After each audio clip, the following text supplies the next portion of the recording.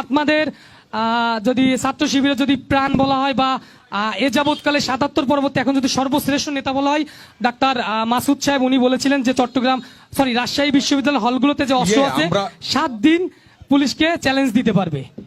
শাফায়েত, আমরা এটা কন্টিনিউ করলে শাফায়েত আমরা এরকম 4-5 ঘন্টা কথা বলতে পারবো তা না। এই বক্তব্য তো ওনার না, সুদর্শনের প্রশ্নটা নেই, এটা কাট করা বক্তব্য। আল কোরআন এবং আল হাদিসের দাওয়াত পৌঁছে দেওয়ার ক্ষেত্রে এক চুল পরিমাণ আমরা পিছন দিকে সরে আসব না। সেই সময়ের রাজশাহী ওই অঞ্চলের ত্রাস যারা প্রশাসনকে চ্যালেঞ্জ করেছিল যে পুরো রাজশাহী ইউনিভার্সিটি লাগবে না, রাজশাহী ইউনিভার্সিটির একটা হল, শুধু শেরেবাংলা হলে আমাদের যে অস্ত্র আছে সেই অস্ত্র দিয়ে রাজশাহী পুরো প্রশাসনকে আমরা 1 সপ্তাহ চ্যালেঞ্জ করতে পারবো। সুতরাং ছাত্র শিবির তো প্রশ্নই ওঠে না, ছাত্র শিবিরকে তো আমরা পাত্তাই দেই না, এটা 2 মিনিটের ব্যাপার। পুরো রাজশাহী প্রশাসনকে 1 সপ্তাহ চ্যালেঞ্জ করার ক্ষমতা রাখতো তারা। ছাত্র শিবিরের সাথে সংঘর্ষ শুরু হয়েছে, ছাত্র শিবিরের ভাইদেরকে অযথায় সে আক্রমণ শুরু করেছে, বৃষ্টির মতো গুলিবর্ষণ শুরু করেছে।